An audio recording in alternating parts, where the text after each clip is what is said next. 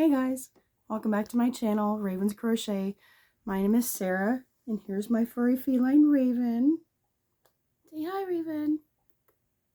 She just woke up, and she's not really interested in doing a video today. What do you see outside? Somebody just walked by walking their dog. Say hi, Raven. Say hi. Yeah, she don't care today.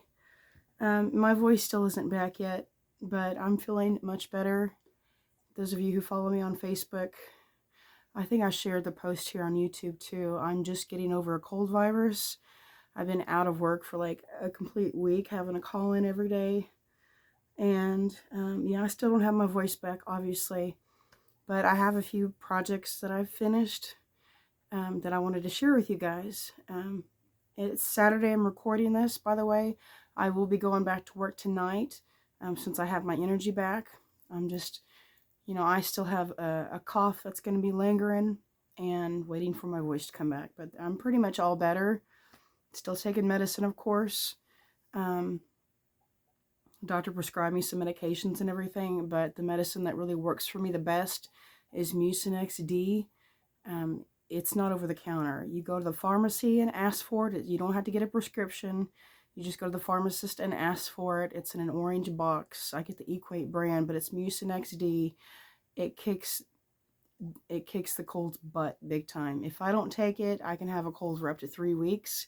And when I do take this medicine, my cold is gone within a week. So that's the main reason why I'm all better. Plus, it helps to do a nose rinse and then to take a nasal spray. So I've been taking a couple of those. So some of you guys have seen the picture I posted a few weeks ago. I made a granny square shirt. So here it is. This is my finished shirt. If you guys want to see the picture of me wearing it, you just go over to my post section. You know, you're under the video section right now. You just scroll over where it says post, and you scroll down a little bit and you'll see the picture. So they're just pretty, it's the exact same thing on both sides. It's just a big fat granny square. And as you're making the granny square, every so often when you finish a row, measure it against your sides, like right where your armpit is, but down a few inches. You're not going to overstretch the granny square, but you're going to just kind of wrap it around, make sure it meets the center of those sides. And then once you do that, I think mine measured to like 26 inches, I think. And then you stitch the shoulders, and then you stitch the sides, leave armholes, and then you leave the neck opening. This is the very top of the granny square. I didn't do anything as far as a collar or anything. And then I added 15 rows on the bottom for length, and then I added 25 rows for the sleeves, and it turned out really, really great. Hope you can see that all right. I'm using the window light. So I'm really, really happy with the way this turned out. The yarn I used, I ordered from Ice Yarns a couple of years ago. It came in a pack like this. They don't have this yarn anymore. Like I said, this is a few years ago. It's a 3-weight yarn. It is called Bonita Ethnic. So I'm not sure if you could find something similar like this on another yarn website. You probably could, and maybe perhaps similar colors. Let me turn my ring light on here so you can see the yarn better. There we go. So that's what the yarn looks like. Very beautiful colors. Dark purple plums, charcoal gray, with a little bit of like light lavender gray in there with the fuchsia mixed in. It's a 3-weight yarn, 100 gram skein, 300 meters. It's 50% wool, 50% acrylic. So ideally this is good to wear in temperatures 50 degrees or below. And I wore it to church just over a spaghetti strap tank top. It was completely comfortable. I wasn't overheated. I wasn't too cold. It wasn't itchy or anything like that. It's a very soft yarn. I was super comfortable in it for a couple hours. It was great. I loved wearing it.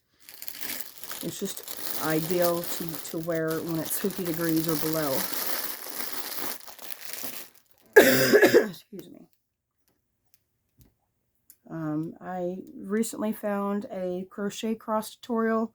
It's real short and simple. I can link that down below if you're interested. But all it is just a simple cross. I used 5 strands of yarn at the same time, and I used a 20mm hook. I wanted to make the biggest cross I can make. I made this whole thing. This is a wall plaque. This is piece of canvas I bought from the craft store, and I just super glued a tack on the back. And I super glued this cross on. Well, I painted it first. I painted this whole thing. And then I super glued the cross on here, and then I put a couple of extra little stickers on here. Signed it, of course. This is for my pastor. I made one for my front door.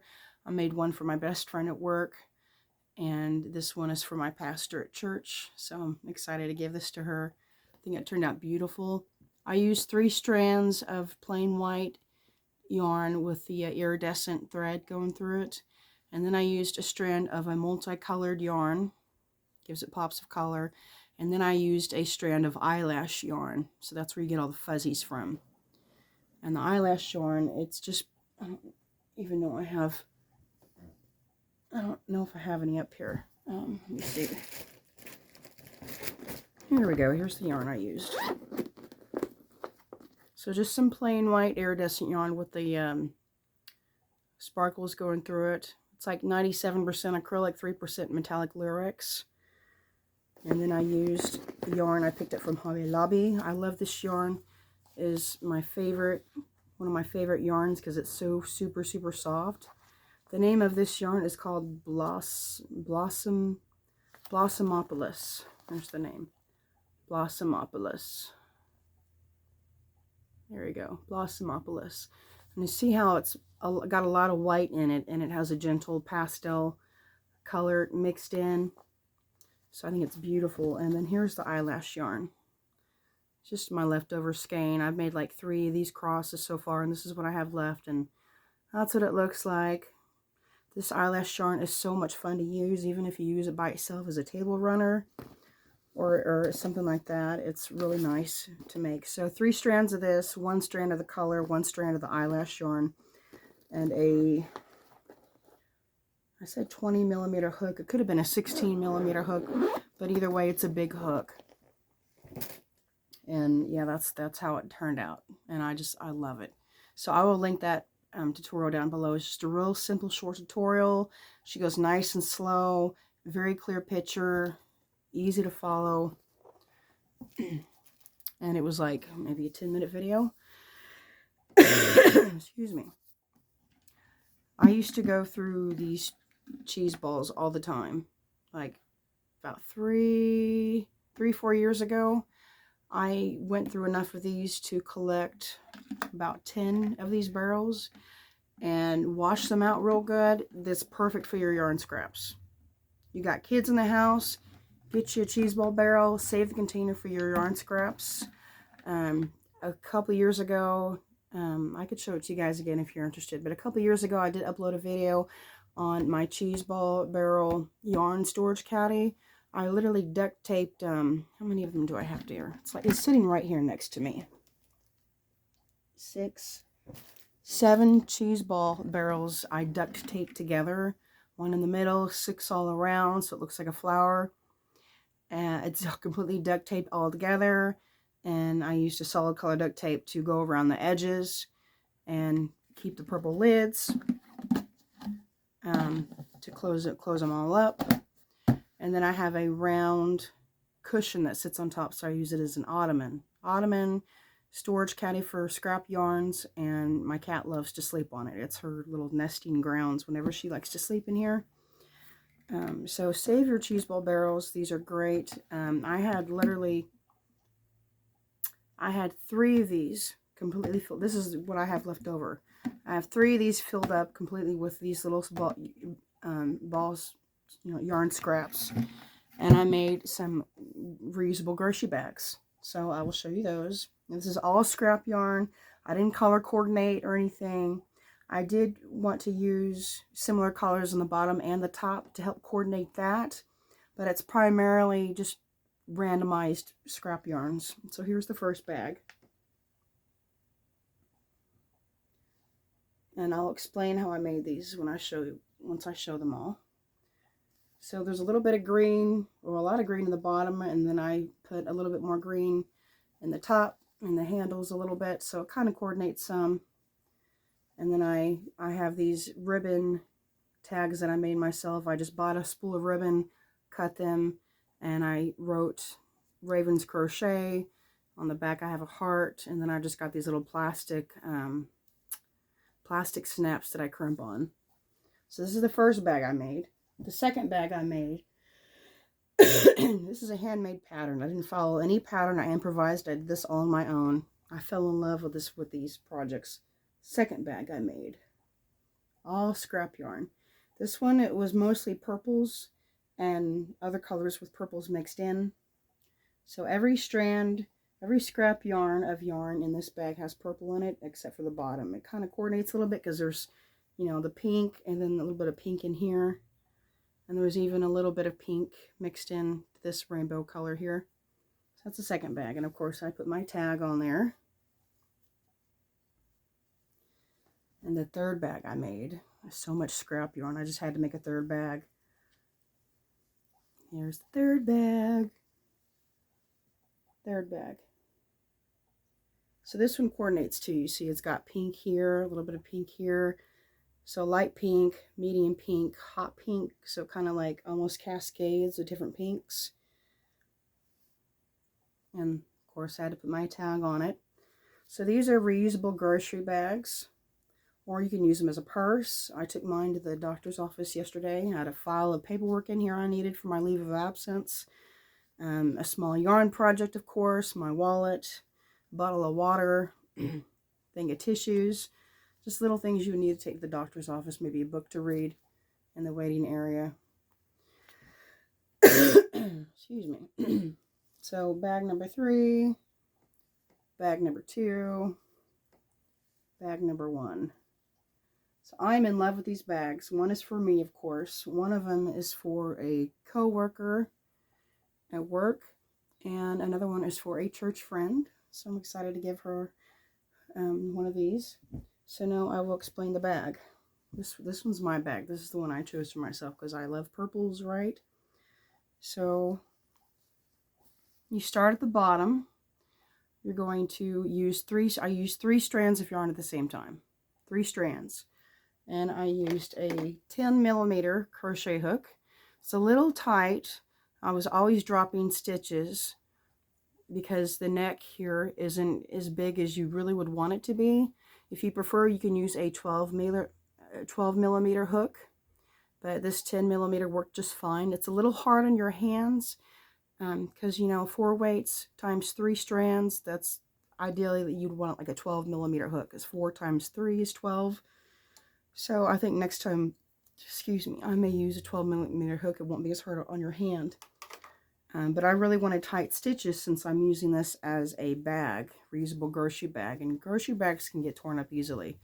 So you chain 20, and then plus 1.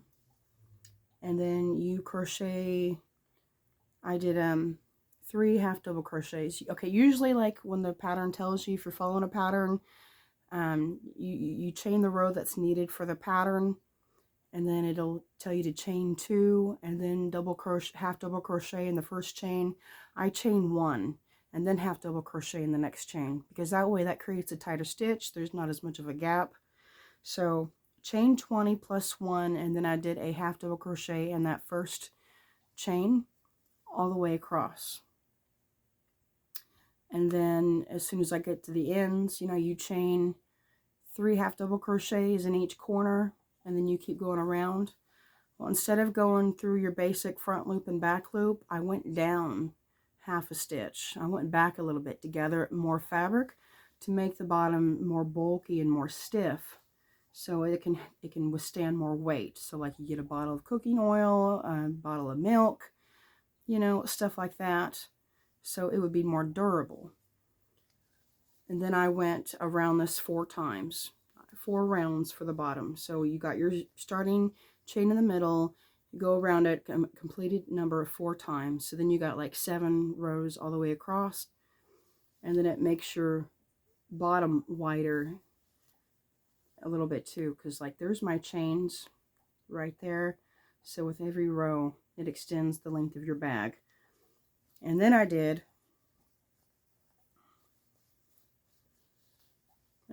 3 rows of half double crochet, and then I did 13 rows, 14 rows, 13 rows, 3 rows of half double crochet, and then 13 rows of double crochet to make the bag build up faster.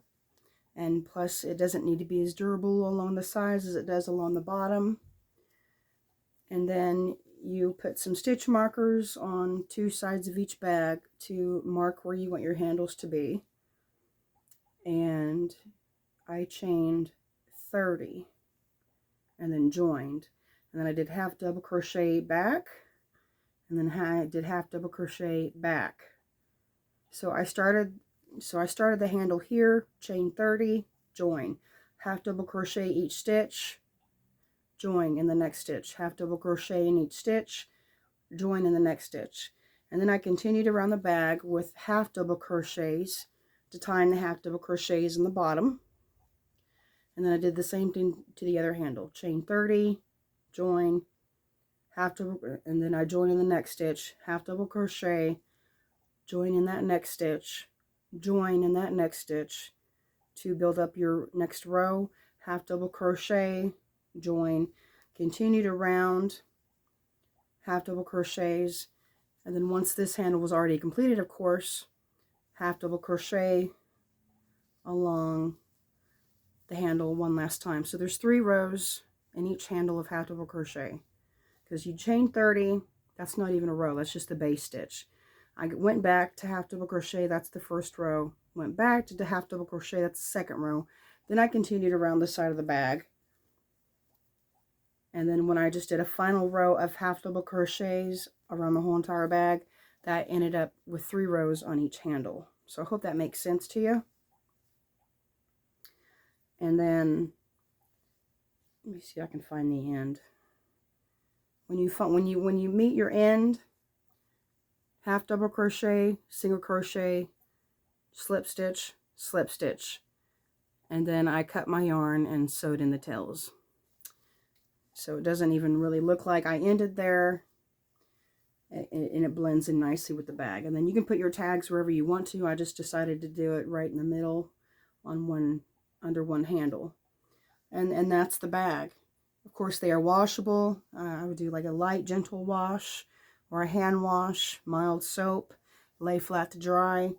You could even probably put it on like a pant hanger, then hang it up somewhere to dry.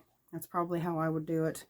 You could do that from the bottom, pant hanger, hang it up to dry, or you can just lay it flat somewhere. And I'm very, very pleased with these bags. I'm so excited to take one to work and give one to my coworker. I love these bags. Very, very easy to make. If I find time, I will write a pattern and I will post it. I'm not sure if I'm going to do that or not, because it's such a simple pattern to make and I just explained it. But if you prefer me to write the pattern out, I probably will anyway at some point. Then comment down below, let me know if you want the written pattern, and I will freely post that for you to use. Just copy and paste it in your crochet notes or whatever, or you could take a screenshot of the post. I always like doing that. I'm very, very thrilled with how these came out. Excuse me. So that's all I have for now. Just, wanted to give you a quick update. I'm doing great. Just kind of been resting a lot, taking medicines a lot, talking to the doctors a lot, and crocheting a lot. So that's what I've been doing. I hope you guys are having a great weekend. If you're not seeing this till Monday, I hope you have a great week. I love you guys. God bless. And I'll talk to you soon. Love you guys. Bye-bye.